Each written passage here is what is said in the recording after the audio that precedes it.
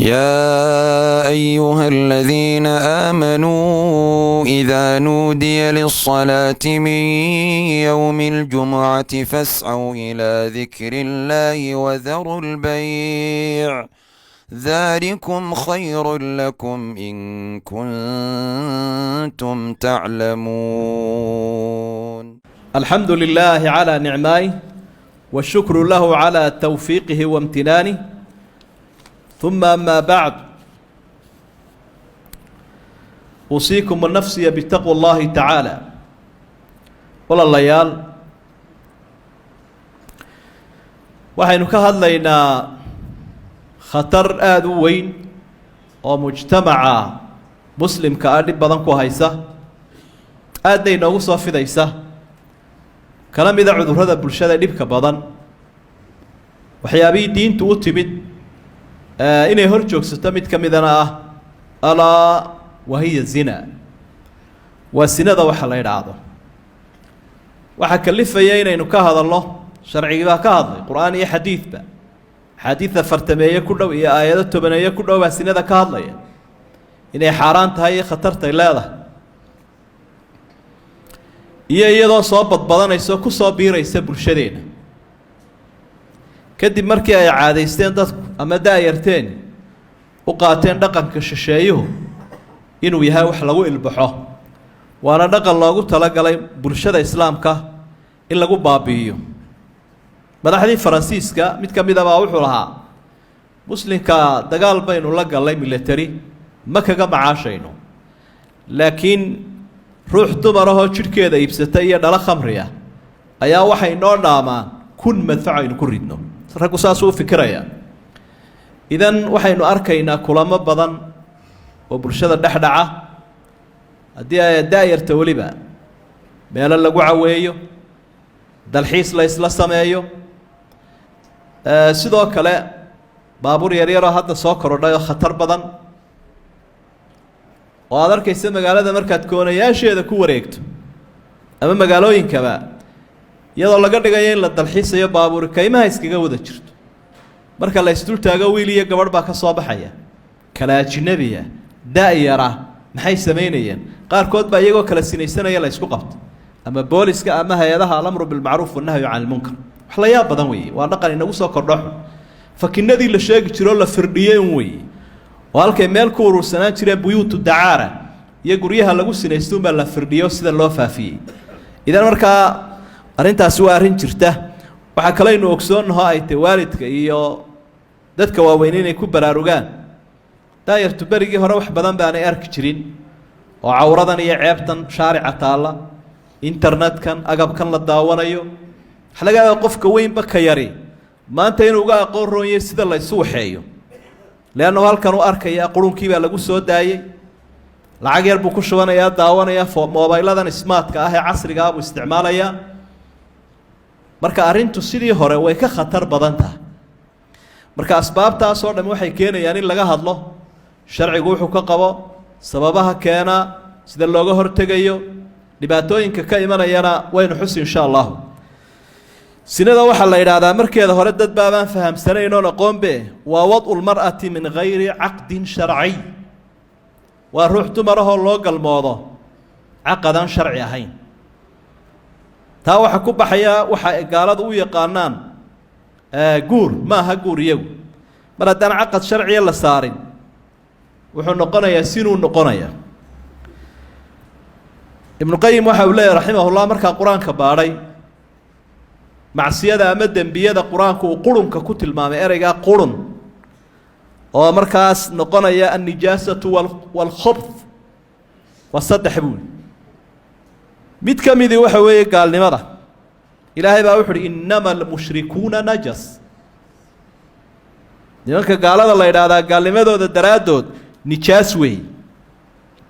midka labaadna waxa weeyaan waxaan la yidhaha luudiyada, xagga dambe qofka bani aadamka ah oo qof kale uga tago, ama rag haada ama dumare. ilaahay baa wuxu uhi wanajaynaahu min alqaryati alatii kaanat tacmalu alkhabaa'ith. nebi luud waxaan ka badbaadiyey baa ilahay uhi magaaladii qurunka samayn jirtay. oo waxaan maanta gaalada ay ku faanayaane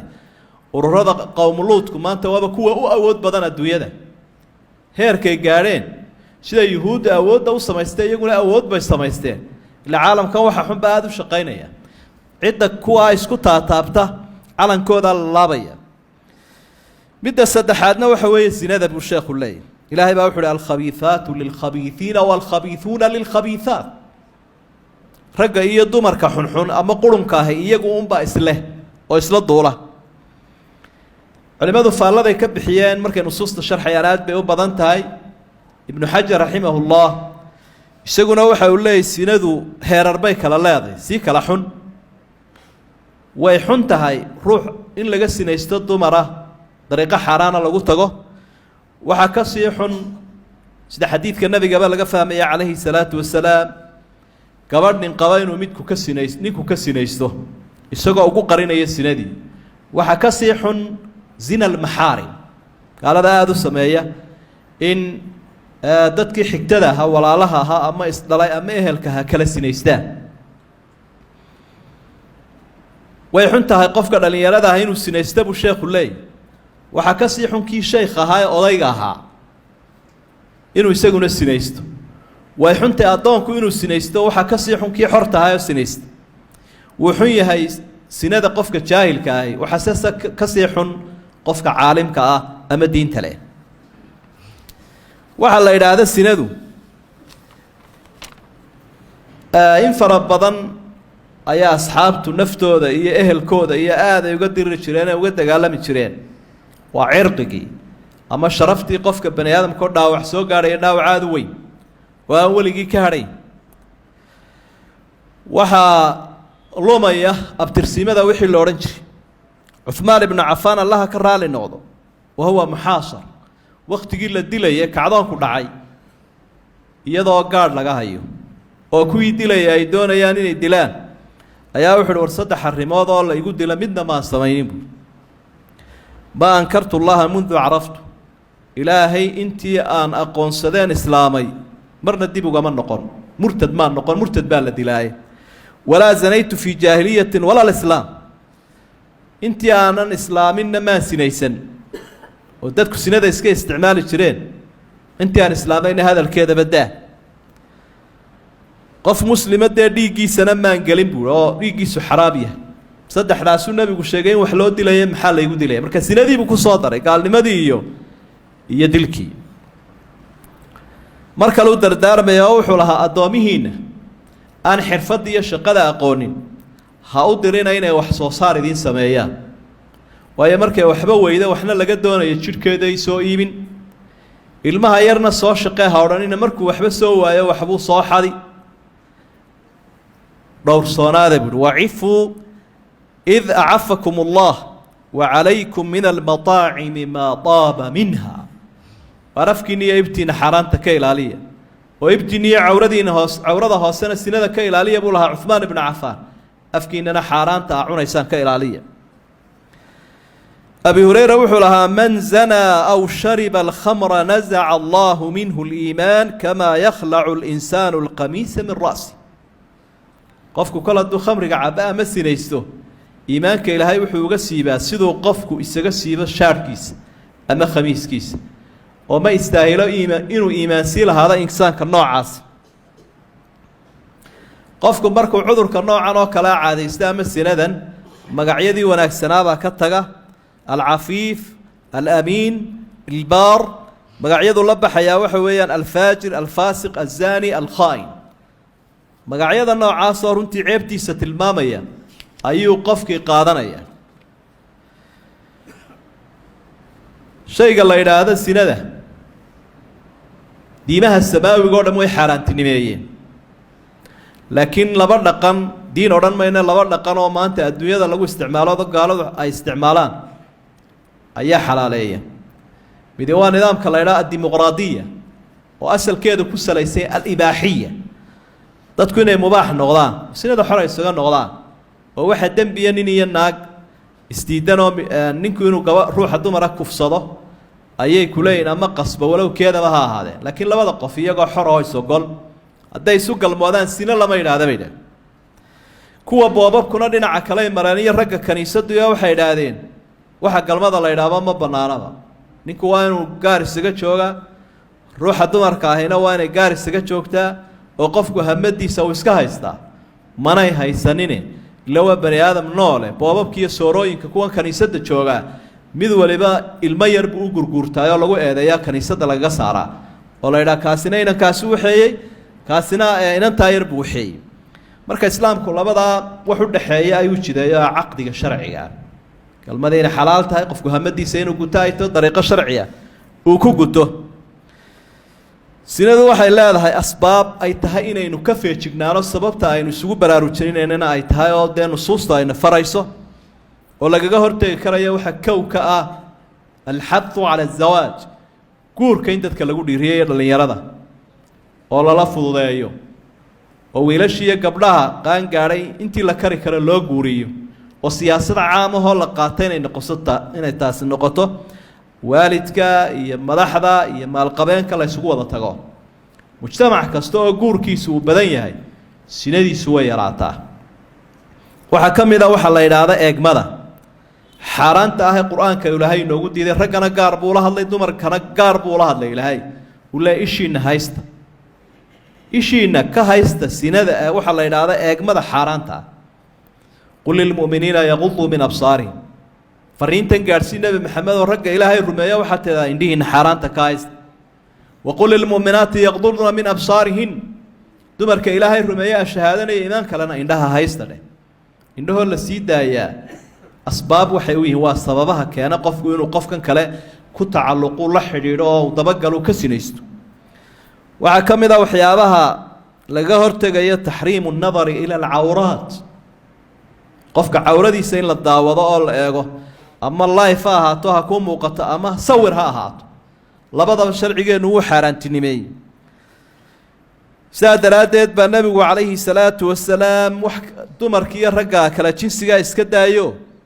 ninkiinuu ninka kale cawradiisa eegu nebigu diidanaa wuxuu lahaa walaa yanduri arajulu ilaa cawrati arajul xadiidkii muslim ku sugnaa ninku yuu eegi ninka kale cawradiisa